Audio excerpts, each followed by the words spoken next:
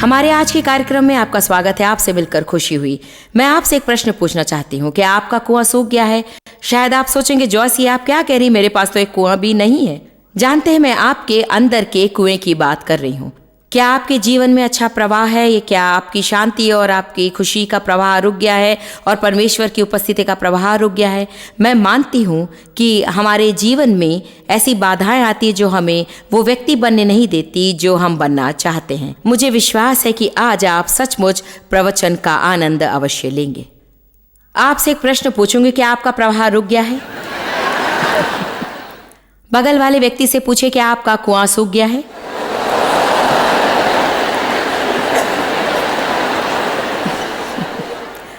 यूहन्ना अध्याय 7 पद 37।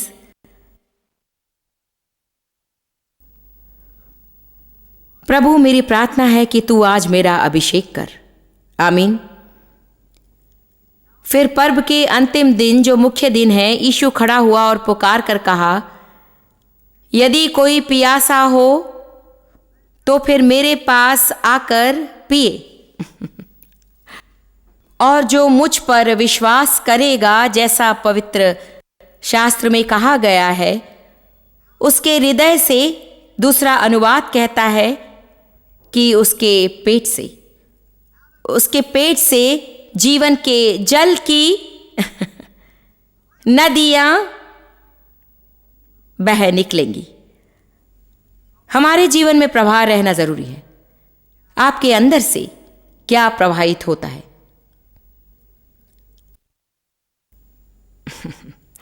कभी कभी जब कोई विशेष सम्मेलन बहुत ही बड़े अच्छे ढंग से चलाया जाता है या सचमुच बहुत बढ़िया सभा संपन्न होता है, तो मैं कहती कि वाह, इस सभा में अच्छा प्रवाह था।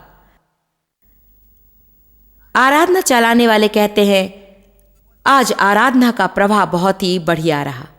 इसका वास्तविक अर्थ क्या है? इसका अर्थ यह है कि हमने बिना किसी बाधा या फिर विरोध के पूर्ण आजादी का एहसास किया। प्रभु चाहता है कि हमारे जीवन में एक प्रवाह हो बिना रुकावट के, जिसमें बार बार बाधाएं और अड़चने ना हो, और जो भी हम करने की कोशिश करें उसमें शैतान का विरोध ना हो। आपके जीवन में किस तरह का प्रवाह है? क्या आपको सब कुछ सूखा लगता है? क्या आपको ऐसा लगता है कि जब भी आप कुछ करने की कोशिश करते हैं, कोई ना कोई रुकावट या फिर बाधा आ जाती है? मेरा विश्वास है कि आज आपके लिए जरूरी संदेश है। आपके आसपास जो कुछ हो रहा है उससे अधिक महत्वपूर्ण है कि आपके अंदर क्या हो रहा है। हम हमारे आसपास की चीजों में अधिक ध्यान देते और इस बात पर उतना ध्यान नहीं देते कि हमारे अंदर क्या हो रहा है। अंदर से आने वाली वस्तु जीवित है या फिर मृत? क्या कोई बहाव है या फिर क्या आप सभी रुके हैं? क्या आपके हर प्रयास में रुकावटें आती हैं? क्या आपके जीवन में बाधाओं को महसूस करते हैं? यूहन्ना 4:14 में यीशु ने कहा है कि जो जल मैं उसे दूंगा वो उसमें एक सोता बन जाएगा जो अनंत जीवन के लिए उमड़ता रहेगा। आप परमेश्वर द्वारा अभिषेक किए गए हैं। पहला यूहन्ना के अनुसार आपके अंदर एक अभिषेक निहित होता है। वो अभिषेक परमेश्वर की उपस्थिति और सामर्थ्य है। मैं आपको बता दूं कि अच्छा होगा यदि हमारे अंदर जो है उसे बाहर निकलने दें। मैं उन अच्छाइयों के बारे में कह रही हूं जो आपकी आत्मा में है, वो जिसे यीशु ने तब आपके अंदर बोया जब वो आप में वास करने आया। यदि हम उस शांति को और आनंद को, उस अभिषेक को, उस आशा को और उस सामर्थ्य को अपने अंदर से प्रवाहित होने दें, तो हम में से हर एक संसार को बदलने वाले होंगे। संसार को बदलने वाले। क्या आप लोग जानते हैं, जो लोग दूसरों पर सकारात्मक प्रभाव डालना चाहते हैं, उन्हें वास्तव में अपने जीवन से बाधाओं को दूर रखने के लिए पवित्र आत्मा के साथ कार्य करना पड़ता है। वो अपने आप नहीं हो जाता।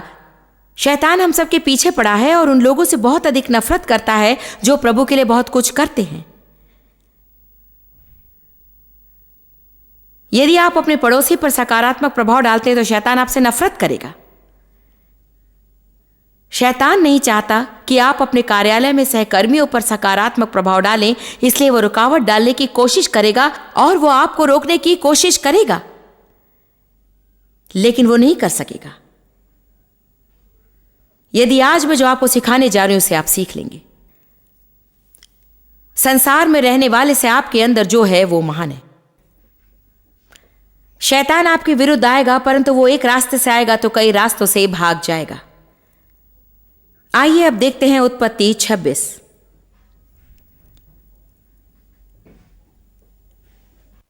चलिए 12वें वचन से पढ़ें। फिर इसहाक ने उस देश में जोता बोया और उसी वर्ष में 100 गुना फल पाया और यहोवा ने उसको आशीष दी और वो बढ़ा और उसकी उन्नति होती चली गई, यहां तक कि वो अति महान पुरुष हो गया। जब उसके भेड़ बकरी गाय बैल और बहुत से दास दासियां हुई, तब पलिश्ती उससे डाहा करने लगे। और अब वचन 15 देखिए। सो जितने कुओं को उसके पिता इब्राहिम के दासों ने इब्राहिम के जीते जी खोदा था, उनको पलिश्तियों ने मिट्टी से भर दिया या फिर कूड़े से। शैतान आपके कुएं को मिट्टी से भरने की कोशिश करता है। क्या शैतान ने आपको मिट्टी से भर दिया है? संसार और अन्य सभी चीजों से। हमें इतना ध्यान रखना है कि हम संसार से अधिक प्रेम ना करें। आपके अंदर से जो बहता है वो दैविक है या सांसारिक, वो शरीर है या आत्मा, स्वार्थी या निस्वार्थ, वो ऊंचा है या फिर नीचा है। शैतान चाहता है कि हम सूखे व मिट्टी से भरे कुएं की नाई हो, ताकि हमारे अंदर से गंदी व हानिकारक चीजें ही निकलें। निकालिए 2 राजा 3।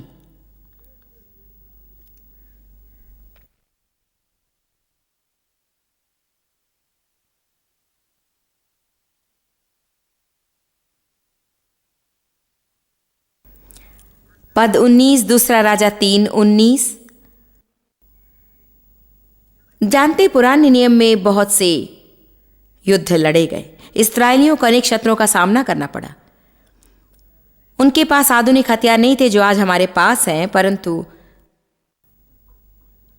उनके पास एक सशक्त हथियार था और वो महान हथियार था, वो था पानी। उनके पास पानी रहना जरूरी था, वो उनके लिए आशीष थी। इसलिए दुश्मनों का काम यही था कि वे जाकर सभी कुओं को मिट्टी से भर देते थे और वे कूड़ा पत्थर आदि से कुओं को भर देते थे ताकि उनसे पानी ना निकले। वे सारी जमीन पर पत्थर फैला देते थे ताकि उस जमीन पर फसल ना उगे। वे सभी पेड़ों को काट देते थे ताकि उन पेड़ों में फल ना लगे। शैतान की यही कोशिश रहती है कि वो किसी प्रकार की उन्नति ना होने दे। वो किसी प्रकार की प्रगति नहीं चाहता। वो नहीं चाहता कि हम फल दें। वो हमको कूड़ों और पत्थरों के नीचे दबा देना चाहता है। 2 राजा 3:19। तब तुम सब गढ़ वाले और उत्तम नगरों को नाश करना और सब अच्छे वृक्षों को काट डालना और जल के सब खेतों को भर देना और सब अच्छे खेतों में पत्थर फेंक कर उन्हें बिगाड़ देना।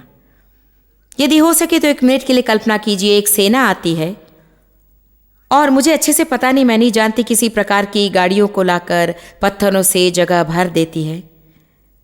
जल वाले कुओं को पत्थरों से भर देती है ताकि वे सूख जाएं और उसके बाद खेतों में पत्थर फेंक कर सभी पेड़ों को काट देती है। कितने लोग अपने मन में इस चित्र को बना सकते हैं? ठीक है, आप देखिए वचन 24 और 25। और जब वे इस्राएल की छावनी के पास आए थे कि इस्राएली उठकर मोआबियों को मारने लगे और वे उनके सामने से भाग गए और वे मोआब को मारते मारते उनके देश में पहुंच गए। अब इस्राएल अपने शत्रु के विरुद्ध उठता है और इस्राएलियों ने भी ऐसा ही किया। वे उन दिनों इसी तरह से सामना किया करते थे और उन्होंने नगरों को ढा दिया और सब अच्छे खेतों में एक एक पुरुष ने अपना अपना पत्थर डालकर उन्हें भर दिया और जल के सब सोतों को भर दिया और सब अच्छे अच्छे वृक्षों को काट डाला, यहाँ तक कि किहर रेशेत के पत्थर तो रह गए। आगे सुनिए। परंतु उसको भी चारों ओर गोफन चलाने वालों ने जाकर मारा। मैंने कुछ देर इसे बड़े ध्यान से पढ़ा और जैसे ही गोफन चलाने वाले शब्द को देखा, मैं सचमुच बहुत ही अचंभित हो गई, क्योंकि इससे पता चलता है कि सेना में वास्तव में गोफन चलाने वाले भी शामिल थे। उन्हें गोफन चलाकर पत्थरवार करने का अभ्यास दिया जाता था। और देखिए, शैतान ने हम सभी के जीवन में कुछ गोफन चलाने वालों को किराए पर लिया है, और हमारे जीवन में ऐसे लोग होते हैं जो कुछ नहीं करते, केवल हम पर पत्थरवार करते हैं। वे और कुछ भी नहीं करते, केवल हम पर झूठा आरोप लगाते हैं। वे और कुछ नहीं परंतु हमारा न्याय करते हैं, और ऐसी हर एक चीज को हम एक पत्थर के रूप में देख सकते हैं। शैतान का विचार है कि यदि वो हम पर गंदगी और कूड़ा फेंके, यदि वो काफी लोगों को किराए पर ले ले जो हम पर गंदगी फेंके और गोफन चलाए, तो फिर हमारा कुआं सूख जाएगा और हम यूं ही यहाँ वहां दुखी बैठने रहने के अलावा और कुछ भी नहीं कर सकेंगे। क्या आप अपने जीवन में गोफन चलाने वाले को याद कर सकते हैं? शायद ही कुछ पृथक संदेश लगे, परंतु आप इसे भूल नहीं सकते। आमीन। खैर, आज मैं आपको उल्टा गोफन चलाना सिखाना चाहती हूं।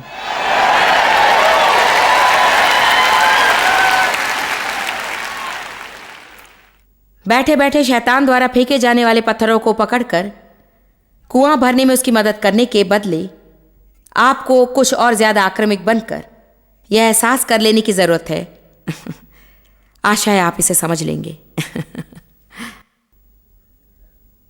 आप जानते कि यीशु क्या कहलाता है? चट्टान।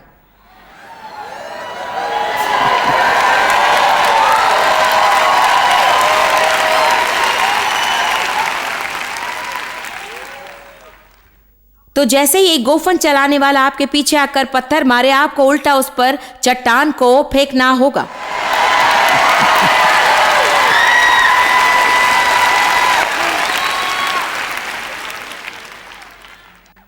कम से कम ये मेरे लिए उन प्रवचनों में से एक है जिसके लिए आपको आध्यात्मिक बनकर आत्मा में उसे समझने का अच्छी तरह से प्रयास करना होगा जो मैं कह रही हूं। और देखिए, यीशु हमारे लिए उद्धार का चट्टान है, और यीशु को मांसधारी वचन भी कहा जाता है, और बाइबल यीशु का लिखित रूप है।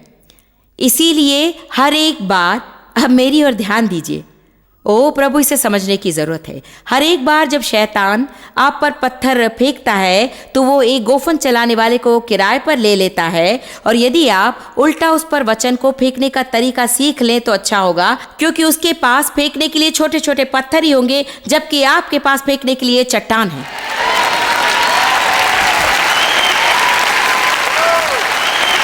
तो आप कहिए, ठीक है शैतान, क्या तुम मुझसे लड़ना चाहते हो? तो चलो लड़ते हैं। शैतान किस प्रकार के पत्थरों से हमें भरने की कोशिश करता है? ईमानदारी से कहो तो एक अंतहीन सूची होगी, इसलिए मैं सिर्फ 5 या 6 को लूंगी। देखते हम कहां तक पहुंच पाते हैं। वास्तव में मेरा तात्पर्य कितने प्रकार के पत्थरों से नहीं, बल्कि यह है कि किस तरह से शैतान आपको दुखी करने की कोशिश करता है और आपको कूड़े करकट से भर देने की कोशिश करता है। वो अपना वक्त आपके जीवन में आग लगाने में बिताना चाहता है और आपको उस आग को बुझाने में व्यस्त देखना चाहता है, ताकि आप कभी उस कार्य को ना कर सके जिसके लिए प्रभु ने आपको बुलाया है, या आप प्रभु की इच्छा पूरी ना कर सकें। शैतान हमेशा हमसे समझौता करवाने में तुला रहता है। क्या आपको इसका एहसास है?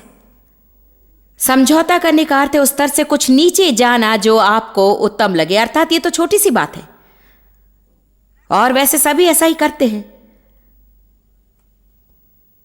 परंतु जब हम समझौता करते हैं, हम अपने जीवन का प्रवाह रोक देते हैं, क्योंकि हम हर बार एक प्रकार से दोषी और गुनहगार और बहुत ही बुरा महसूस करते हैं, और हर बार हमसे जितना बढ़िया हो सके उसे करके हम अपना प्रवाह जारी रख सकते हैं। यदि आप उत्तम मनुष्य बने रहेंगे तो आपके जीवन के प्रवाह को देखकर आप दंग रह जाएंगे। परंतु होता क्या है? देखिए, शैतान हमें समझौता करने के लिए प्रलोभित करता है।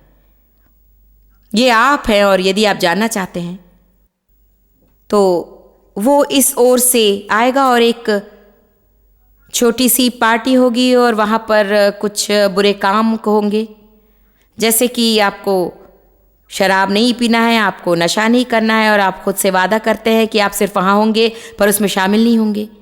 लेकिन जितना हो सके शैतान आपको समझौता करने के लिए प्रलोभित करेगा, और शायद वो उतना कुछ बुरा नहीं होगा। वो कुछ इस तरह से होगा मानो आपने जो गंदगी की है उसे खुद साफ किए बिना किसी दूसरे पर छोड़ दें। हो सकता है कि बॉस के दफ्तर से बाहर चले जाने पर आप अपना काम छोड़कर 1-2 घंटा इंटरनेट में खेलने लगे और उसके लौटते ही आप काम करने का दिखावा करें। देखिए, वास्तव में ये सब ठीक नहीं है, परंतु आप बहाना बनाते हैं कि देखिए वे मुझे उचित वेतन नहीं देते हैं। और हर बार जब आप ऐसा वैसा समझौता कर लेते हैं, ऐसा होता है मानो शैतान आपसे कह रहा है, ये लो तुम्हारे कुएं में एक छोटा सा पत्थर, हाँ हम जरा सी गंदगी करेंगे, 1-2 पत्थर ही अंदर डालेंगे, वही बड़ा बन जाएगा। और लीजिए, ये रहा, ये कैसा है?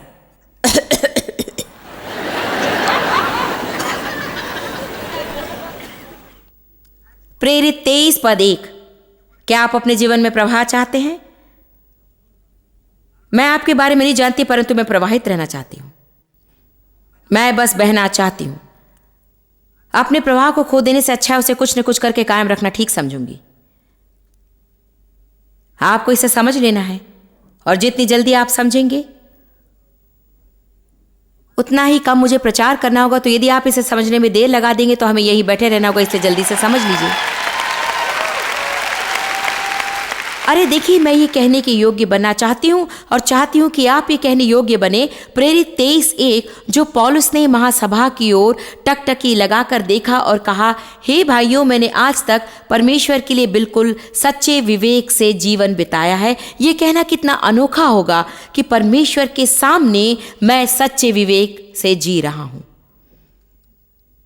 ऐसा करने पर आपका प्रभाव बना रहता है। हाल ही में कोई मुझ पर किसी प्रकार का झूठा आरोप लगा रहा था और शहर में उसकी खूब चर्चा होने लगी। वे मेरा साक्षात्कार करने आए और मुझसे इस आरोप के बारे में पूछने लगे। और तब जानते हैं मैंने उनसे क्या कहा? मैंने कहा कि हर एक मनुष्य को परमेश्वर के सामने खड़े होकर अपने जीवन का हिसाब प्रस्तुत करना है, और जब भी वो मुझे अपने पास बुलाए मैं हिसाब देने को तैयार हूं। मैं परमेश्वर के प्रश्नों का जवाब देने से बिल्कुल नहीं डरती। हम सबको ऐसा कहने के योग्य बनने की आवश्यकता है। हमें डर डर कर जीने की बिल्कुल जरूरत नहीं। शैतान को आप में भय उत्पन्न करने का अवसर मत दीजिए। पूरी गंदगी से, कंकड़ पत्थरों से और कूड़े करकट से भर देने का अवसर मत दीजिए। उसे रोकिए और उसका डटकर सामना कीजिए। और जब भी वो समझौता करने के लिए कहे, आपको उस पर उल्टा पत्थर मारना चाहिए, परंतु वो उनमें से एक हो। क्या आपने ऐसे चट्टान देखे जिनमें लिखा होता है विश्वास? आप में से कितनों ने विश्वास वाला चट्टान देखा है? वे उन्हें बेचते हैं। क्या आपने कभी सोचा कि विश्वास शब्द लिखे हुए पत्थर को घर ले जाकर लोग क्यों सजाते हैं? उसमें एक संदेश है। मैं नहीं जानती कि जिन लोगों ने इसे बनाया है वे सचमुच जानते कि वे क्या बना रहे हैं, परंतु इसमें एक संदेश है। मेरे पास परमेश्वर का वचन रूपी पत्थर है, और वो मेरे विरुद्ध फेंके जाने वाले शैतान के किसी भी अस्त्र से शक्तिशाली है। इसलिए जब शैतान कहता है समझौता समझौता, मैं उस पर अपना पत्थर अर्थात वचन फेंकता हूं, जो कहता है मैं सच्चाई पर चलूंगा और मैं वही करूंगा जो प्रभु की नजरों में सही है, और मैं निष्कलंक हृदय से उसके सामने जीऊंगा।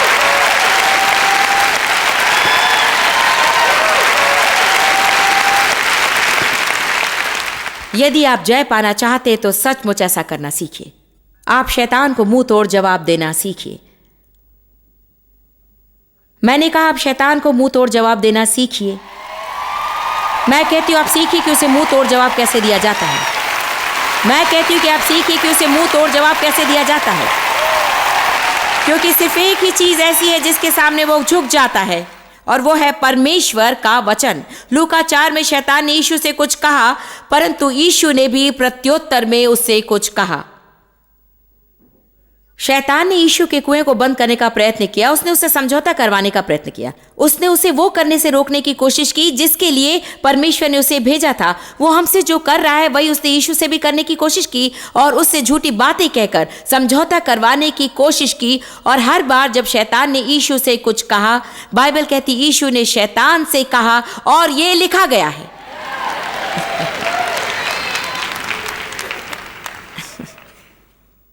यदि आप अपना मुंह खोलकर जो कुछ भी वचन आप जानते हैं उसे आप जोर से नहीं कहेंगे, तो परीक्षाएं आने पर, आक्रमण किए जाने पर आप कभी भी जय नहीं पा सकेंगे। मैं आपको ऐसी बातें बता रही हूं जो आप घर जाकर अपने दैनिक जीवन में अभ्यास कर सकते हैं। ये वास्तव में एक आत्मिक रूप से ऊपरी संदेश नहीं है।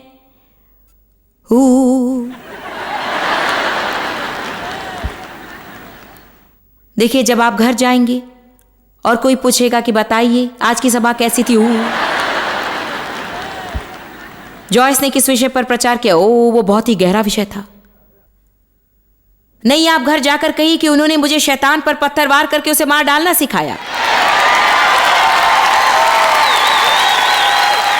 उन्होंने बताया कि शैतान मेरे कुएं में कंकड़ पत्थर फेंक रहा है, वो मेरे कुएं को सुखाने की कोशिश कर रहा है। मैं कभी अपने बहाव को रुकने नहीं दूंगी। मैं अपने जीवन में आने वाली बाधाओं को देखकर नहीं रुकूंगी। आज मैंने ये जान लिया है कि मेरे पास परमेश्वर का वचन रूपी चट्टान है, और जब वो मुझ पर पत्थर फेंकेगा मैं उस पर उल्टा वचन फेंकूंगी और उसे हरा दूंगी। हालेलुया।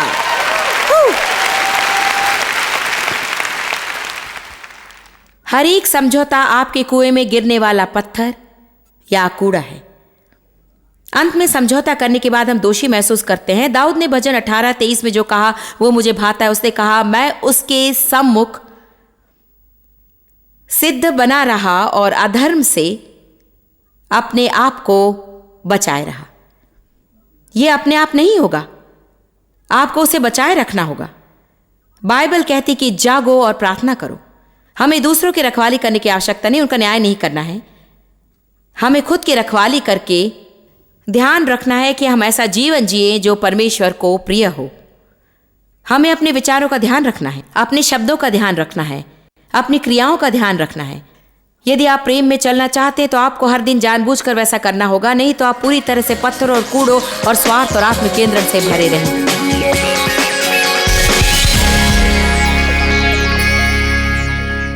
क्या आनंद लो प्रतिदिन के जीवन का आपके लिए उपयोगी है? मैं प्रार्थना करती हूँ कि वो आपके लिए उपयोगी, और विश्वास करती हूँ कि ऐसा ही होगा। और अब मैं आपसे एक मदद चाहती हूँ। हम इसी तरह से सहभागी हो सकते हैं। मैं आपकी वचन द्वारा मदद करती हूँ और आप दान और प्रार्थना के द्वारा मेरी मदद कर सकते।